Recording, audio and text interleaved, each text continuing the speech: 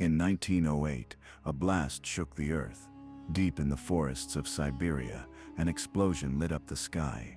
It flattened 80 million trees across 800 square miles, yet no one saw a crater. No one found a meteor. The ground was scorched, animals vanished, and for years no one could explain it. Some blamed a comet, others a secret weapon. Even aliens were on the list. Over a century later, the Tunguska explosion remains one of the strangest disasters in history. It was the morning of June 30th, 1908, deep in the heart of Siberia, near the Podkamenaya Tunguska River. The sun had just begun to rise. The region was remote, hundreds of miles of dense forest, wild rivers, and isolated villages. Life here was quiet, simple, the kind of place where days pass slowly and little ever changes. But that morning would be different. At around 7:17 a.m., something happened in the sky, something no one expected. It began with a flash, far too bright for the time of day. Then came the sound, a roar, low and distant, like thunder rolling across the earth. The reindeer herders who lived in the region looked up in confusion. People as far as 40 miles away paused to stare at the sky. That's when the world changed. Witnesses described it as a ball of fire. A blazing object streaked across the sky from the southeast, leaving a long trail behind it. Some said it glowed blue. Others swore it was white hot. It moved fast, too fast to be a storm, too bright to be the sun. A man named Semyon Semenov, over 40 miles from the center of the blast, recalled eating breakfast that morning when a blinding light filled his cabin. The heat was so intense, he thought his shirt might catch fire. Then came a shock wave that threw him from his chair and shattered every window. In some areas, people were knocked unconscious. Trees bent in unison. Animals fled in panic. And then everything went quiet again. The explosion was massive. Scientists estimate it was between 10 to 15 megatons, nearly 1,000 times more powerful than the atomic bomb dropped on Hiroshima. People in Russia, up to 500 miles away, heard the blast. Seismographs around the world detected the tremor. In Great Britain, barometers jumped. In Washington, D.C., instruments picked up strange waves in the atmosphere. But no one knew where it came from. No one understood what had just happened. The news reached Europe slowly. After all, this was Siberia. There were no phones, no radio, no airplanes, just silence and scorched earth. When scientists finally visited the site years later, what they found was unlike anything they had ever seen. Over 800 square miles of forest had been flattened, trees knocked down like matchsticks, all pointing outward from a central point. But here's the strangest part. At the very center of the blast zone, a small cluster of trees was still standing. Their branches were stripped, the bark scorched, but they had not fallen. It was as if something had exploded above the ground, high in the sky, sending shockwaves in all directions, but never hitting the earth directly. There was no crater, no impact site, just endless destruction and a mystery no one could explain. In most meteor strikes, the earth bears the scar, a crater, a gouge, a burn mark, something. But at Tunguska, there was nothing. No rock, no debris, no obvious source of the explosion, just trees flattened outward for miles and soil that showed signs of intense heat and pressure. This confused scientists from the start. If it had been a meteorite, where was it? If it was a volcano, where was the lava? The ground was intact. The landscape was wrong. It looked like a bomb had gone off. Except there was no bomb. That's when people started asking deeper questions, and some of the answers got strange. You'd think an explosion that flattened 80 million trees would prompt immediate investigation. But this was 1908. Russia, vast, disconnected, and ruled by an empire facing deep internal turmoil.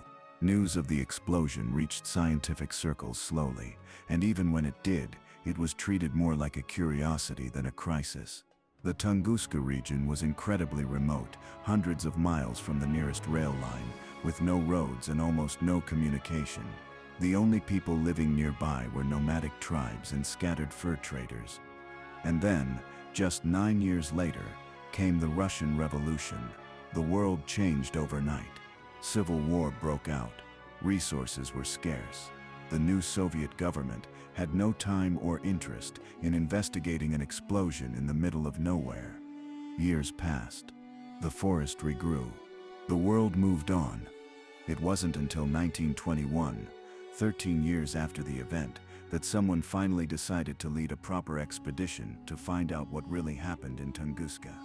That someone was a Soviet mineralogist named Leonid Kulik.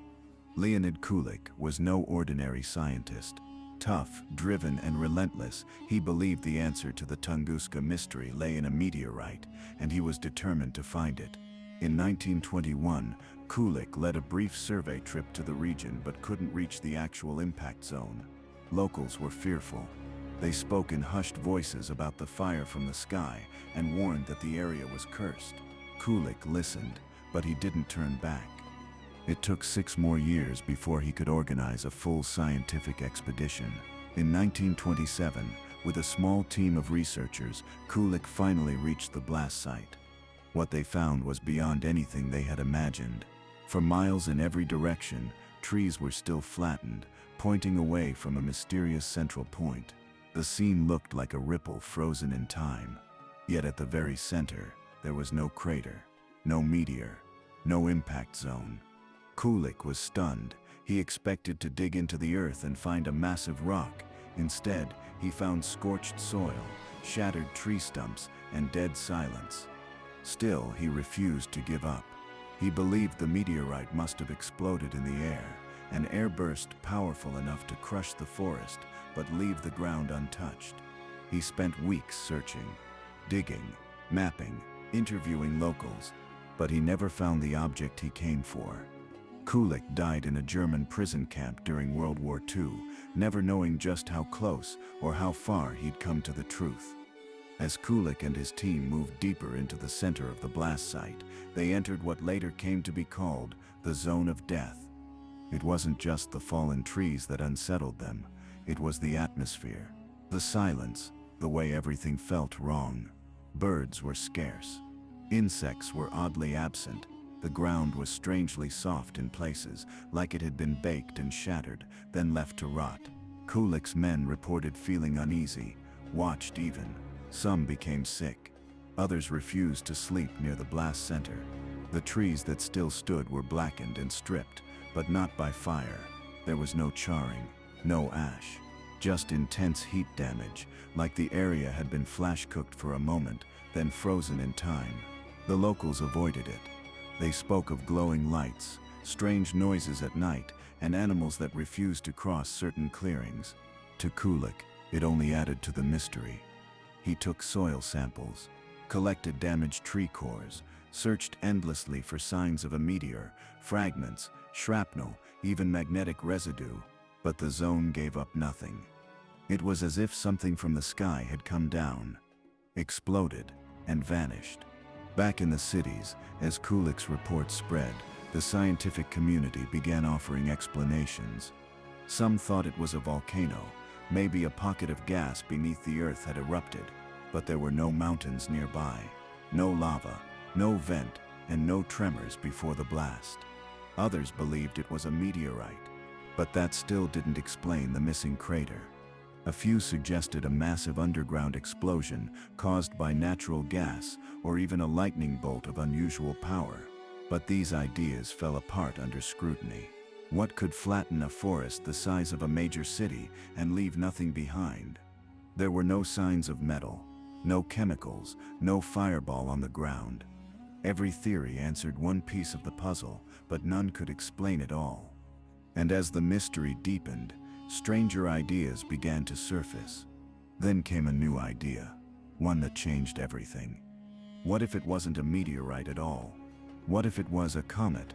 Comets are made mostly of ice and dust, lighter than rock, more fragile. If a comet fragment entered Earth's atmosphere at high speed, it could explode mid-air, releasing massive energy without ever striking the ground.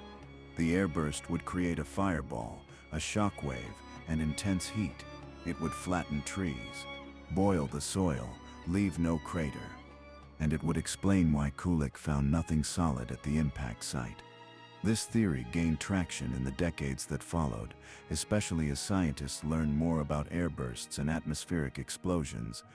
In 1993, U.S. researchers studying satellite data from nuclear tests confirmed that large objects can explode high above the Earth without touching it. The Tunguska Event, they said, was a textbook example.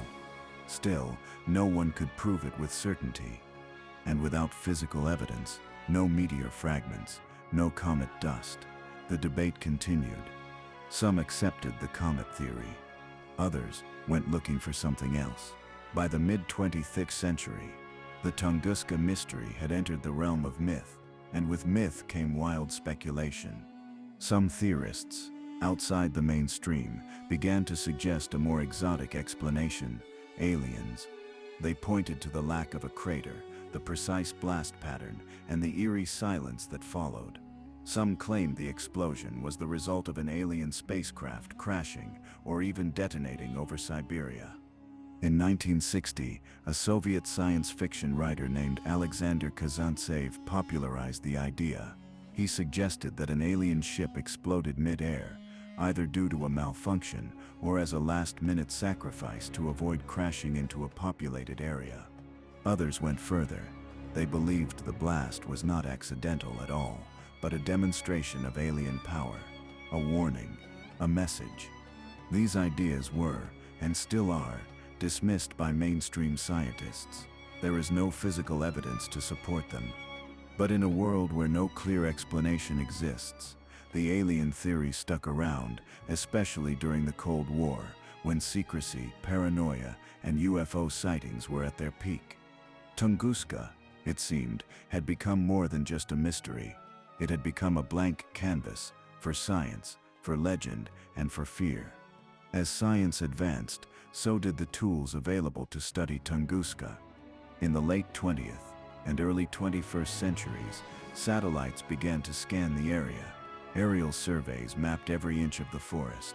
Ground-penetrating radar searched for underground clues. Supercomputers ran simulations of what an airburst would look like.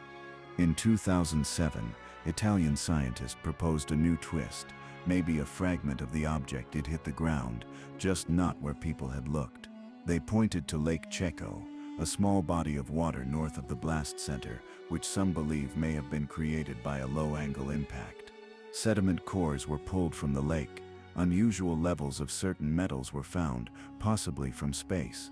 But again, the evidence was thin, and no solid meteorite was recovered.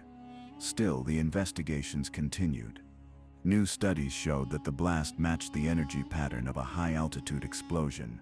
Satellite data from other, more recent meteor events, like the Chelyabinsk meteor in 2013, offered real-world comparisons. And all signs pointed to one conclusion: Tunguska was almost certainly an airburst. The only mystery that remained was what kind of object caused it. Today, scientists understand the mechanics of cosmic airbursts far better than they did in Kulik's time. When a large space object, either a stony meteor or a comet fragment, enters Earth's atmosphere at high speed, friction causes it to heat rapidly. As it descends, pressure builds inside the object. And if it's made of the right material, brittle, porous, or icy, it will break apart before hitting the ground. The result? A massive mid-air explosion. No crater, no impact site, but intense shock waves, scorching heat, and widespread destruction. It's rare, but not impossible. In fact, Earth is hit by smaller airbursts all the time.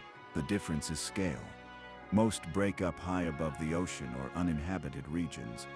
But Tunguska was different.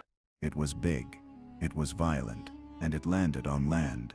Had the Tunguska object exploded just a few hours later, it would have hit over St. Petersburg or Moscow and killed hundreds of thousands.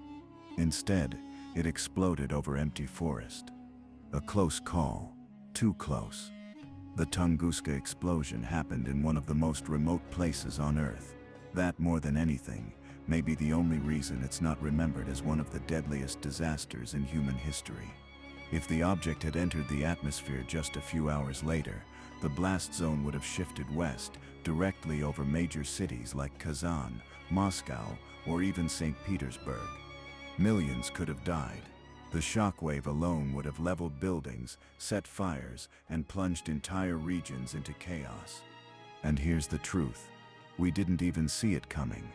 Even today, Earth is vulnerable to near-Earth objects, asteroids, comets, fragments, many of which remain untracked. In 2013, a meteor just 65 feet wide exploded over Chelyabinsk, Russia, injuring over 1,000 people, and that was with modern technology. Tunguska was more than 10 times larger.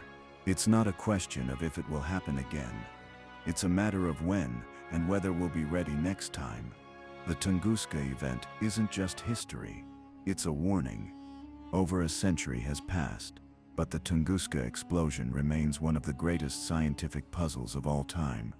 It challenged early scientists, inspired wild theories, and forced us to confront just how fragile our world can be.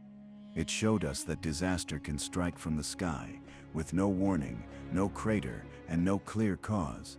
It reminded us that space isn't just far away, it's above us, around us, and always moving.